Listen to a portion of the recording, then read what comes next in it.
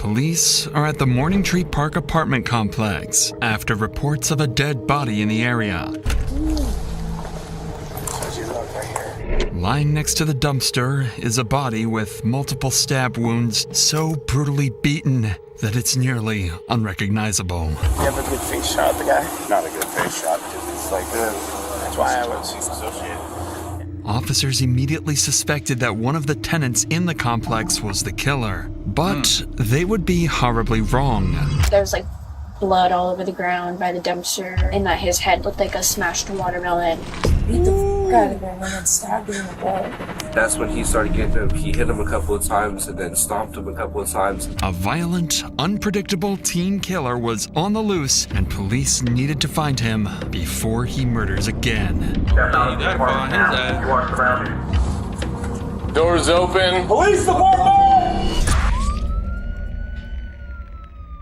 In the early morning of July 30th, 2023, Lakewood police received a call from the Morning Tree Park apartment complex. The caller reported finding something next to a dumpster, describing it as gruesome. Officers were quickly dispatched to investigate. So who was the one that saw him? Who called? You did, sir? Me. So what happened? What did you see? Like, how did this all... Okay, me and her What is she video recording? was kind of like dumpster digging, right? And I see this red stuff, you know, leaking out of the dumpster.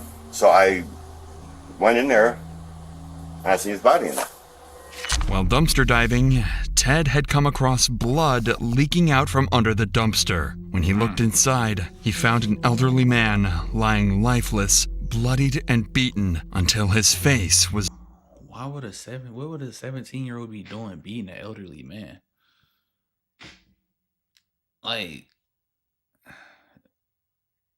my only thing is, like, was he trying to, like, rob him? You know, was he selling to him or something? Like, that's only, like, why would a 17-year-old beat and stab an elderly man to death? Like, he had no business. Like, it just ain't making no sense. No longer This ain't like he recognizable. was doing it to somebody his Officers age. now needed to identify both the victim and the person responsible. Fortunately, there was someone at the complex who could help them with the former. So, I see his blood. yeah, so I'm just trying to figure out if you might... Sounds like that he's one of your residents. I can look. This is Ryan, the apartment complex manager, and he's going to be vital in finding out who the victim actually is. Because we don't have an ID, right? No, we don't. Okay, so let's... That's not the better, yeah. For now. So we recognize this guy? Obviously, it's not the best picture, but... Do you think you know who he is? Possibly. If I can see the picture again, it'd be better to identify now. How about you just give me the name, I can bring up DOL. He wouldn't be in there. What's that? He wouldn't be in there. Well, I'm sure he'll have some kind of ID. Mm, You don't think so? absolutely not. Never? No. Okay. He's a really nice guy, actually, though. I mean, I have he a relationship homeless? with him, you know, like friend Or is he- wise. You don't even trust like anybody with like social security cards or Oh, anything. he won't, He won't sign a lease. So he'd probably be about 63, 65, somewhere in there. He's partially African American, but he's really light skinned. Skinny, tall, Yes. skinny. Yeah. Yeah, that could be Leonard. What's his last name? And we're working on that right now. Computer out. Well, they're turning their computers on right now, right? You want to come with me? I can just give you a key. I'll give you a ride over there and ride back if you want. No. We'll drive over there to go check on him. But yeah, but she's still trying to pull the data. Yeah, but I can pull a key for you and she'll get that. Yeah, we'll go check on him. So right. A9, I will meet you over there. I'll meet you. Yeah. The officers finally had a name, Leonard, but that doesn't solve their biggest problem. According to the manager, Leonard suffered from extreme paranoia and refused to have any form of identification associated with the government. Without proper identification, the investigation would soon become a lot more challenging. Still, officers would search their system, hoping something might come up. Find it. I found a couple. We just have to start running them for Any DOL or prior bookings or anything? There's bookings. That's 2019. okay. Now he's dealing with crap too. Okay, we're gonna go to A9 and see if this guy's there. Okay. So Megan, no, do you mind talking to my partner? He's the one that's primary. Okay. We're gonna go check that apartment that you gave us, make sure there's no one in there. But if you want to sit down and hang out. Okay. While officers continued searching the database for possible matches, others went to check the supposed victim's apartment. And with help from the manager, they quickly got the key.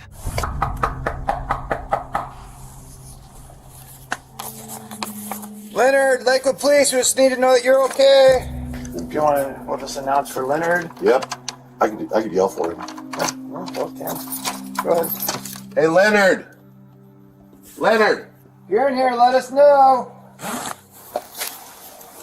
I didn't even know you can even I didn't know you even can do that. Like not signing a lease and you can still live there. I didn't know that was a part of a law. I didn't even know that was possible. But I guess the drugs. I don't know why I said that stupid. Yeah, but I guess he living month to month.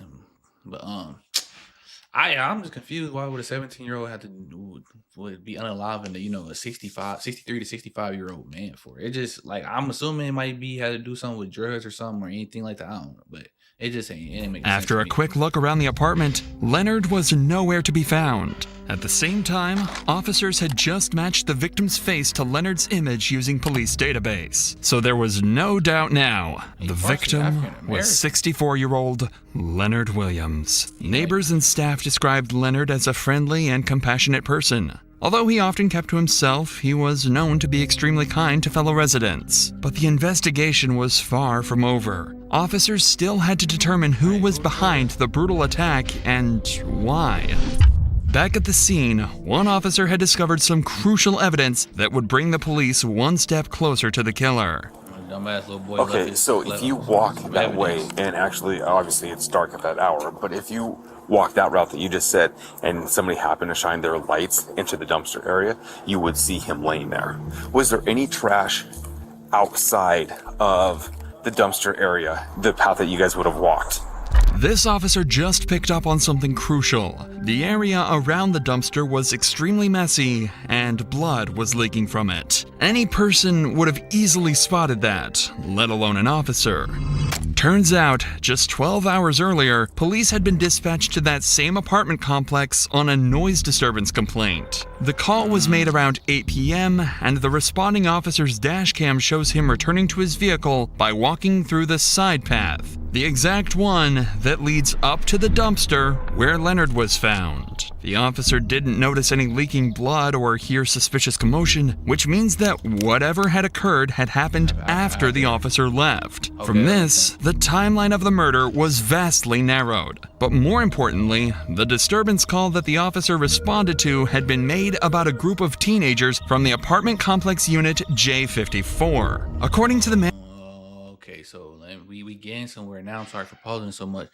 So maybe the noise complaint came from maybe Leonard or something like that, and one of the teens confronted him. That's what maybe that's what it sounded like happened, but I might be wrong though. Manager, this group was well known for partying several days of the week and not paying their rent on time. However, little did they know that the police would catch on to what they were doing at last night's party and why there was a dead body just a few feet away from their apartment. He probably caught him doing something. As this was the only lead that police had, a search warrant for Unit J54 was issued, and officers quickly arrived at the residence looking for any signs of foul play. Get the manager's room. Oh, there we go.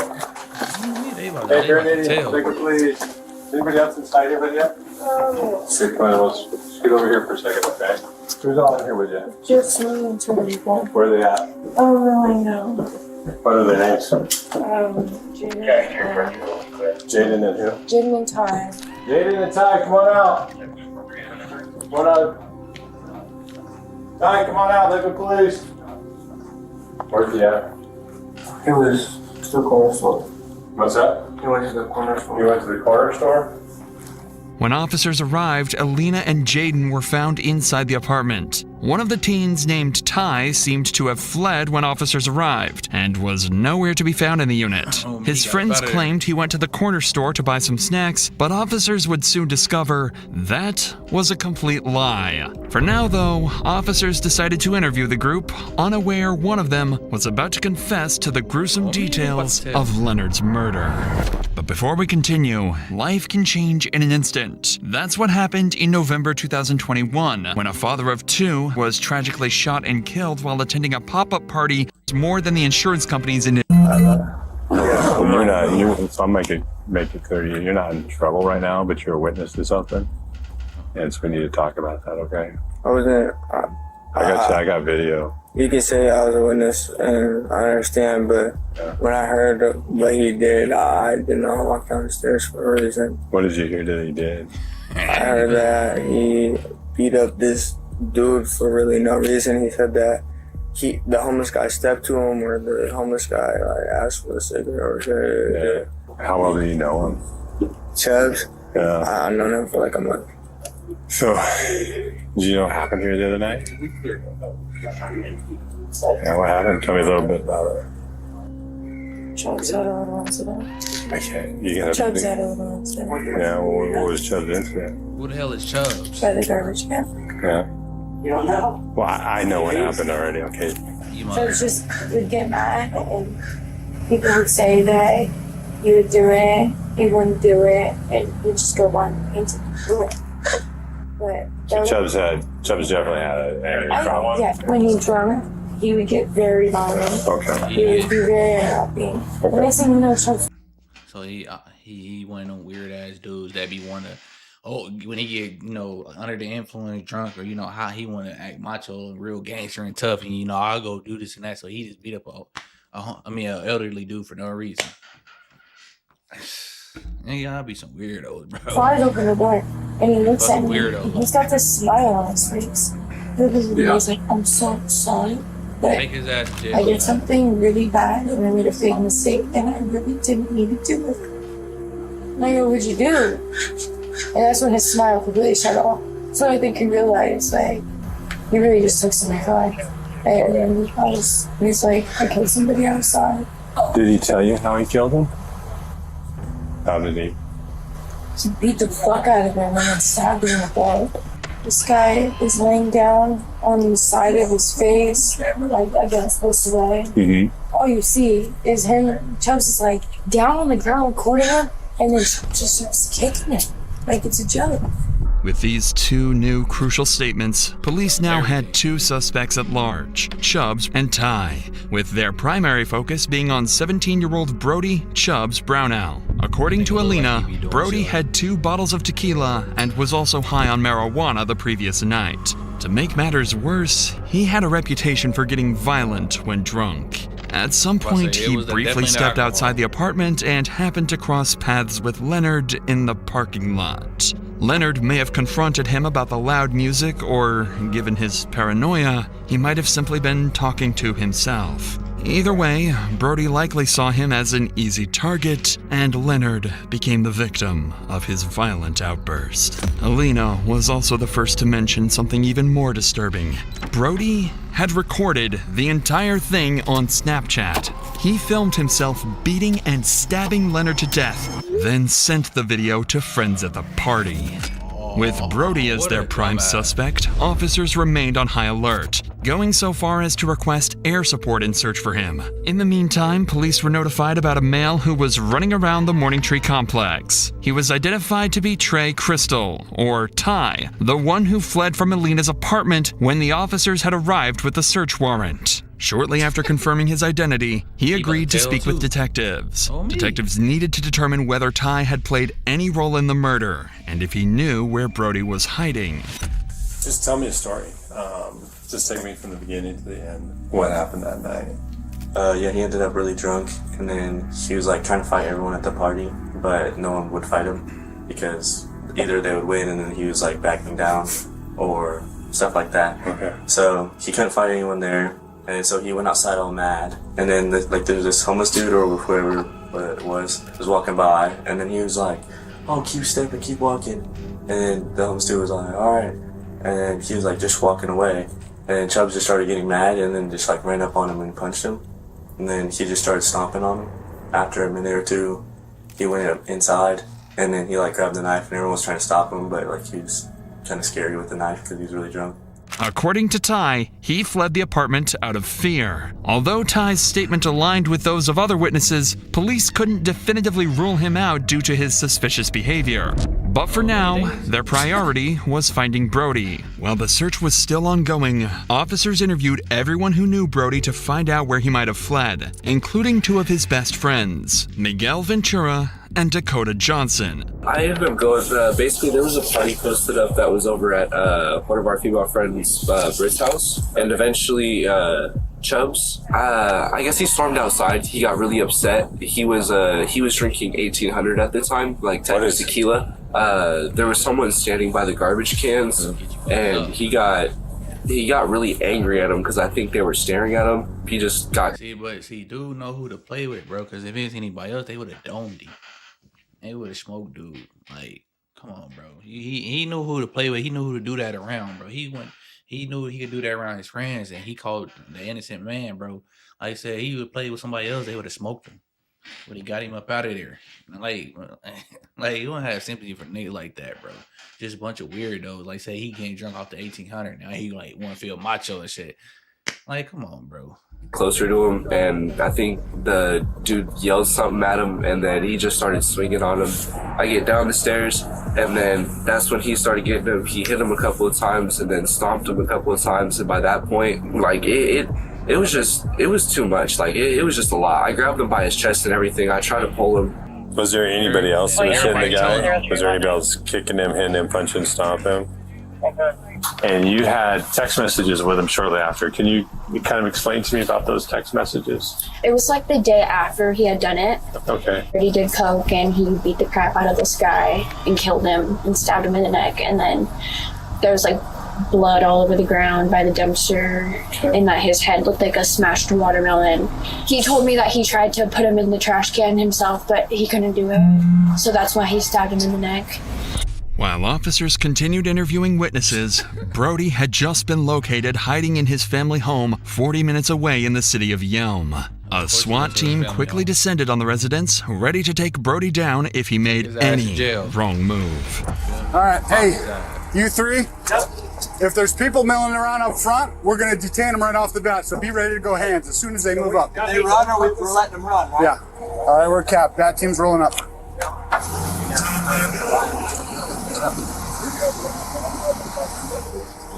Male in the stairwell. Domitz's first entryway right here on the right. Hey, move up. Move up. I want to be able to see that door. Hey, let's bring it back here. No sense in standing out there.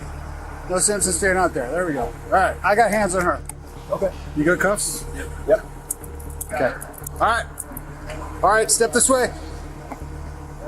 Just keep your hands up. I want you to set your phone and your drink on that little concrete barrier right there. You need a set? Yep, got it. Now I want you to step out to me. Come on. Put your hands on your head, flip around, face the building. Okay. We're good for right now. Down. We're just detaining one more. Hey, come down. Set it down right there. Now put your hands on top of your head and step over to me. I appreciate your cooperation. I don't know what's going on. I'm like, what the hell? Brian and Jeff, the first two to come out, were Brody's friends, staying in the apartment with him. The two claimed they didn't have any knowledge of what was going on or why Brody was being arrested. The next one to come out was their primary target, Brody himself. Remember, I took a steady cab. You guys can even hang here. We're just going to send an entry team out. Just want eyes on them. Okay. Hey, Jay, just for your knowledge, cell phone and Sprite belong to white t-shirt. Cell phone and what he was holding, black t-shirt. Okay. All right. Good? Kevin, who we got?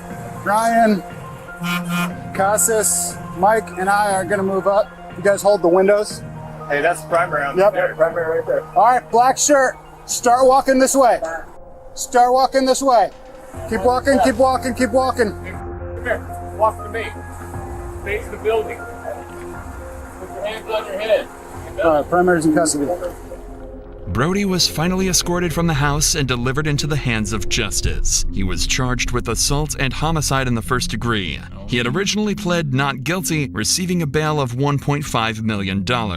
Neither Ty nor anyone else at the party was charged, as the Snapchat video clearly shows that Brody acted alone, consistent with witness statements. Although the exact motive for the murder remains unclear, Brody's extreme intoxication and well-documented issues with aggression led to the tragic death of a kind and gentle person. Following his initial hearing, Brody returned to court and changed his plea to guilty. He received the maximum sentence of 25 years in prison. He got 25 years in prison. It's crazy. It's generally...